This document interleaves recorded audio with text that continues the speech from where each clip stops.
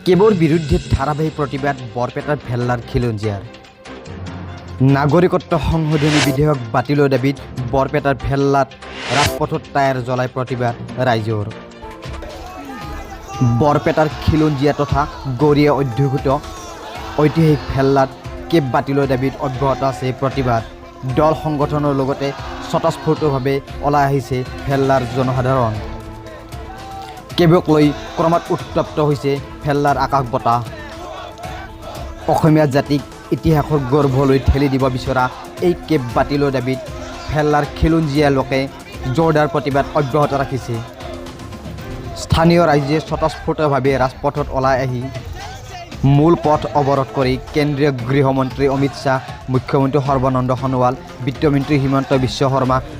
কৃষিমন্ত্ৰী অতুল বৰাকে ধৰি কেবৰ সমৰ্থনত থকা নেতা মন্ত্ৰীসকলক ক্ষুধাৰ সমালোচনা কৰি চৰকাৰ বিৰোধী বিভিন্ন শ্লোগানেৰে উত্তাল কৰে বৰপেটাৰ ভেল্লাৰ আকাশ বতাহ অসম চৰকাৰক এটা কথা আমি সকীয়াই দিব বিচাৰিছোঁ তেওঁলোকে যি নিৰীহ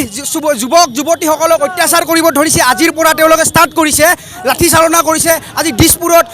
একাংশ ছাত্ৰসকলে ওলাই আহিছিল এই কেবখনৰ বিৰোধিতা কৰি একমাত্ৰ কেবৰ বিৰোধিতা কৰি ওলাই আহিছিল অসমীয়া জাতি মাটি অস্তিত্ব ৰক্ষাৰ স্বাৰ্থত তেওঁলোকৰ কোনো দোষ নাছিল অকল অসমীয়াৰ স্বাৰ্থত ওলাই আহিছিল কিন্তু তেওঁলোকক আজি বহুত অত্যাচাৰ কৰা হৈছে অসম পুলিচৰ দ্বাৰাই অসম পুলিচে আজি কাৰ অধীনত আছে হিমন্ত বিশ্ব শৰ্মাৰ দালালৰ অধীনত আছে হিমন্ত বিশ্ব শৰ্মাই এচি ৰুমৰ পৰা কৈ আছে যে এওঁলোকক পিটক ৰাস্তাত ওলাই আহিলে পিটক এওঁলোকৰ কণ্ঠ ৰোধ কৰক তেতিয়া আমি এই বিলখন পাছ কৰিব পাৰিম আমাৰ মুনাফা আমি আদায় কৰিব পাৰিম সেইকাৰণে তেওঁলোকে আজি ছাত্ৰসকলক অত্যাচাৰ কৰিব ধৰিছে তেওঁলোকক আমি সকীয়াই দিব বিচাৰিছোঁ ছাত্ৰসকলৰ ওপৰত যেতিয়া হাত নোতোলায় যদি ছাত্ৰসকলক তেওঁলোকে অত্যাচাৰ কৰিবলৈ চেষ্টা কৰে বা ছাত্ৰসকলৰ ওপৰত যদি কিবা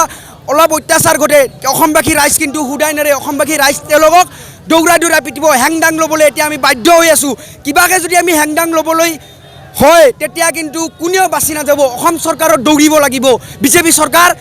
2 মিনিট নালাগে ইয়াৰ পৰা গাড়ীৰ পৰা দৌৰিবলৈ কাৰণ এইখন এখন গণতান্ত্ৰিক চৰকাৰ হয় গণতান্ত্ৰিক দেশ তেওঁলোকক ৰজা কোনে বনাইছে অসমবাসী ৰাইজে বনাইছে তেওঁলোকক ৰজাৰ পৰা প্ৰজা কৰাটো বেছি সময় নালাগে এইটো কথা তেওঁলোকে গুৰুত্ব দিয়া উচিত আৰু গণতান্ত্ৰিকভাৱে প্ৰতিবাদ কৰাসকলৰ ওপৰত যদি অত্যাচাৰ চলে নহয় তেওঁলোকৰ কাৰণে কিন্তু বহুত বেয়া অৱস্থা হ'ব হুঁচিয়াৰ হ'ব লগতে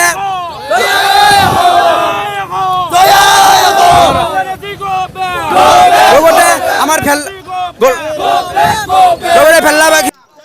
সমূহ ৰাইজ ওলাইছে কাকো কোনেও মাতা নাই নিজে ওলাই আহিছে একমাত্ৰ দেশৰ অস্তিত্ব ৰক্ষাৰ ক্ষেত্ৰত জাতীয় চেতনা সকলোৰে আছে আজি খিলঞ্জীয়া মুছলমান প্ৰকৃত এইখন অঞ্চল ভেল্লাবাসী ৰাইজ সকলোৱে জানে অসমবাসী ৰাইজ ইয়াত খিলঞ্জীয়া মুছলমান মানুহে বাস কৰে গতিকে তেওঁলোকে আজি ইয়াত ওলাই আহিছে একমাত্ৰ এই কেবখনৰ বিৰোধিতা কৰি তেওঁলোকে যি ষড়যন্ত্ৰ চলাইছে কেবখন গৃহীত কৰাৰ অসমীয়াৰ মানে তেওঁলোকে আৱেগ অনুভূতিক আঘাত সানি আৱেগ অনুভূতিৰ প্ৰতি লক্ষ্য নাৰাখি তেওঁলোকে একমাত্ৰ কেবৰ ওপৰত গুৰুত্ব দিছে এই কথা তেওঁলোকে জনা উচিত যে কেবখন কিবাকৈ যদি কাৰ্যকৰী হ'বলৈ আহে অসম ৰক্তাক্ত হ'ব আৰু অসমত কিন্তু বহুত বেয়া পৰিৱেশৰ সৃষ্টি হ'ব তেতিয়া কিন্তু বিজেপি চৰকাৰে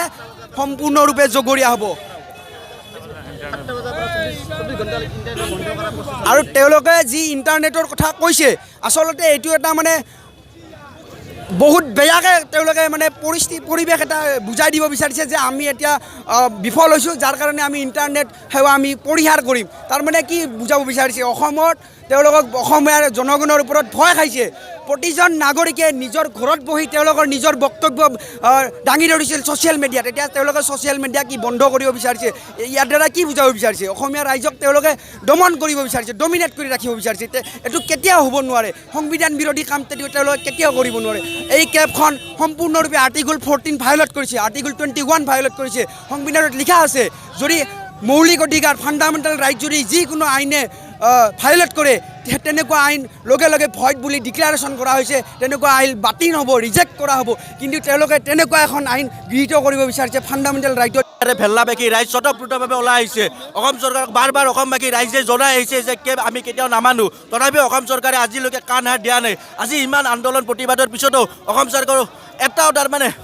এটাও কোনো এনেকুৱা মনত নোলাল যে কেবসকলে মানি লোৱা নাই তথাপিও অসম চৰকাৰ কান্দে কিন্তু অসম চৰকাৰ জানি থোৱা উচিত এই হেমন্ত বিশ্ব শৰ্মা সৰ্বানন্দ সোণোৱাল ইয়াৰ পৰা জানি থোৱা উচিত যে অসমৰ ৰাইজ কেতিয়াও